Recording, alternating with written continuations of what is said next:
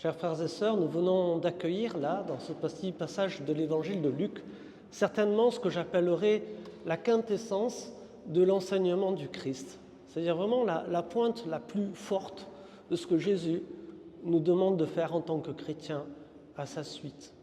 Aimez vos ennemis. On a reçu des commandements sur l'amour, on savait que ça existait. Dans l'Ancien Testament déjà, on était invité à aimer notre prochain comme soi-même, ce qui suppose qu'on s'aime un petit peu soi-même pour pouvoir aimer l'autre. Parce que si on a un peu de mal déjà vis-à-vis de nous-mêmes, ça peut être compliqué par rapport aux autres qui quelquefois nous renvoient à nos limites. Ça va être plus compliqué pour les aimer ou les estimer ou avoir une forme d'amitié pour eux ou d'affection. Le Seigneur, là, vous voyez, pousse un petit peu plus loin le bouchon. Aimer, tu aimeras ton prochain comme toi-même, c'est bien si on parvient à le faire. Mais vous voyez là, ici dans l'évangile de Luc, et vous savez que ce qu'on entend là dans l'évangile de Luc, c'est aussi, ça correspond au sermon sur la montagne, dans l'évangile de Matthieu, où on a la même teneur d'enseignement, le même contenu. Le Seigneur nous invite là à aller un petit peu plus loin, pas seulement aimer comme ça, ceux déjà avec qui on a un petit peu des accroches, des affinités, mais aimer ceux que par définition l'on n'aime pas. Les ennemis, par définition, c'est cela, c'est les gens pour lesquels nous n'avons aucune affinité, aucune amitié, aucun amour. Il y a peut-être des raisons qui font qu'on en est arrivé là, mais même cela, le Seigneur nous demande de les aimer. Attendez, pas une affection débordante à leur faire des câlins, tout ça, quoi. Aimer, vous voyez, il y a des étapes.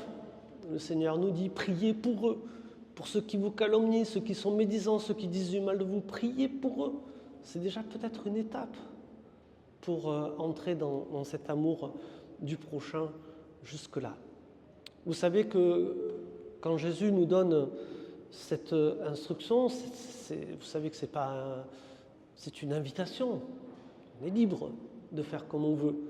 On n'est pas obligé, les ennemis, de les aimer de suite comme ça, d'emblée. Il y a peut-être tout un travail, tout un cheminement à faire. Laisser l'Esprit Saint œuvrer en chacun de nous pour rendre cela possible. Parce qu'on sait bien que pour nous, ça ne sera pas toujours possible. Mais si on laisse ce processus de grâce travailler en chacun de nous, on peut effectivement répondre à cette invitation de Jésus d'aimer jusque-là ceux que par définition on n'aime pas. Ça, c'est dans l'évangile de Luc et dans l'évangile de Matthieu.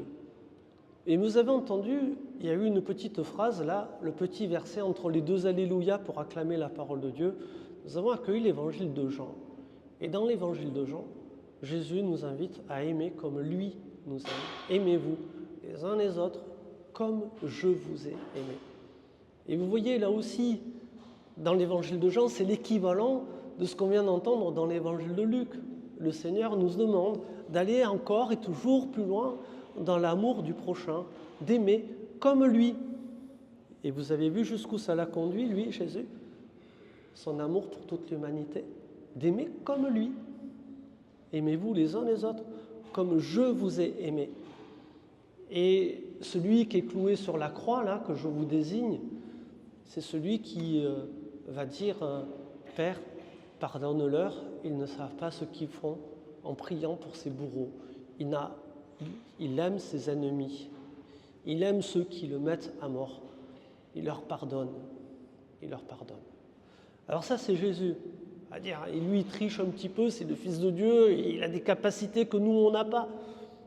Et pourtant, ce que Jésus manifeste là, eh bien, c'est un exemple là aussi qu'il nous donne.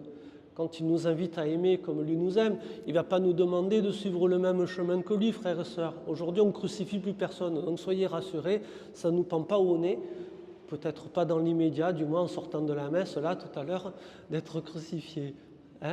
Mais en attendant, vous voyez que malgré tout, le Seigneur nous invite, quelles que soient les difficultés que l'on peut avoir, les adversités quelquefois qu'il peut y avoir dans nos vies, dans nos existences, d'envisager comme lui, de pouvoir aimer, y compris ces personnes qui ne nous rendent pas service et qui ne nous aident pas à les aimer.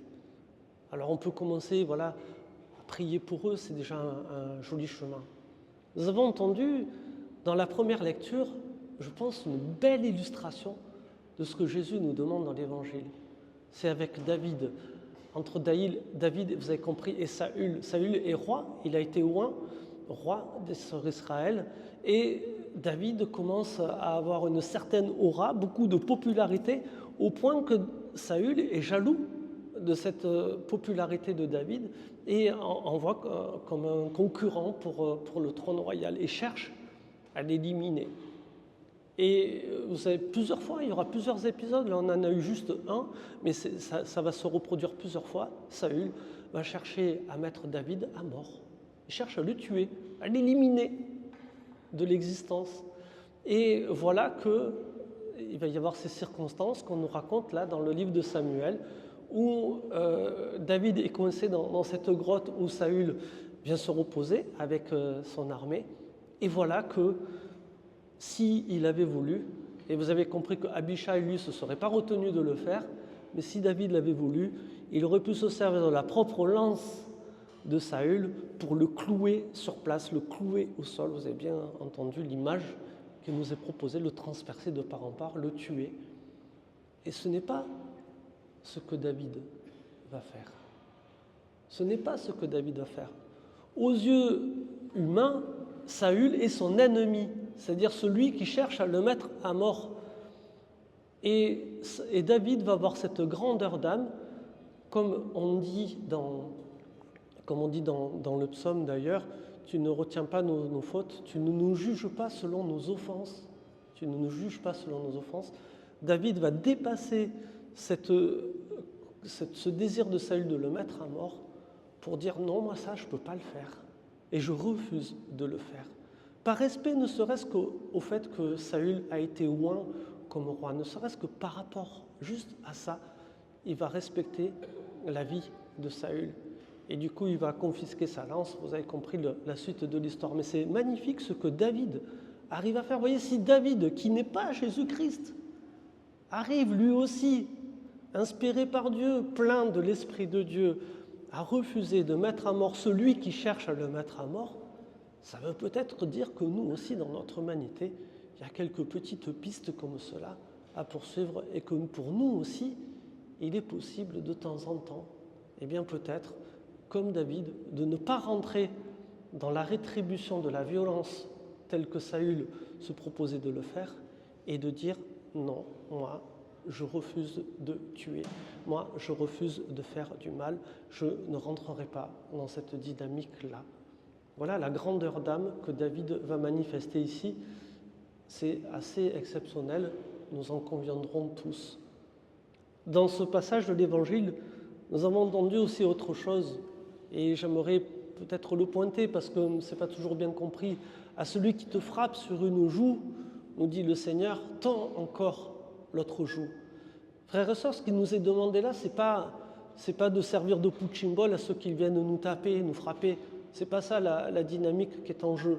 C'est pas ça ce que le Seigneur attend de nous. Ce que le Seigneur attend de nous, c'est justement ce que fait David dans la première lecture, c'est de ne pas rentrer dans la rétribution de la violence. De ne pas rentrer dans la rétribution de la violence. Offrir l'autre joue, c'est l'offrir pour obtenir le baiser du pardon. C'est pas pour continuer à nous frapper. On n'est pas appelé à être des masochistes quand on est chrétien. Mais on est appelé à rentrer dans la dynamique du pardon. Pardonnez comme votre Père vous pardonne, nous dit Jésus dans l'Évangile. C'est ça qui est en jeu. C'est ça qui est en jeu dans le fait d'offrir l'autre joue à celui qui nous frappe sur une joue. J'avoue que ce n'est pas facile à faire. Ça demande beaucoup de travail sur soi peut-être. Mais c'est ça, là aussi, que la parole de Dieu nous invite à faire aujourd'hui. Alors soyons honnêtes, aimer nos ennemis, pardonner, ce n'est pas toujours facile. Il y a même quelquefois, ça semble inimaginable selon les choses qu'on a subies et qu'on nous a faites. Mais s'il vous plaît, frères et sœurs, nous n'oublions jamais que si le Seigneur nous demande de faire ça, il nous en donne aussi la force.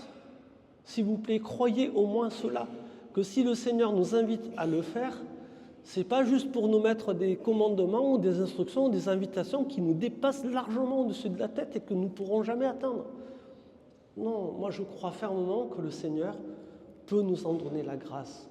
Le Seigneur peut nous donner son esprit et nous permettre de vivre ce qu'il nous demande là dans la parole de Dieu. Mais honnêtement, ce sera impossible à vivre sans le secours de la grâce de Dieu, sans le secours de l'Esprit Saint. Et tout ce que nous avons entendu dans l'évangile là d'aujourd'hui, en fait, c'est une ouverture pour dire « Seigneur, je veux bien essayer de le vivre, aimer mes ennemis, pardonner, proposer mon autre joue quand on me frappe sur une joue. Mais Seigneur, viens me donner l'Esprit Saint dont j'ai encore besoin pour pouvoir le faire comme tu m'invites à le faire. Amen. »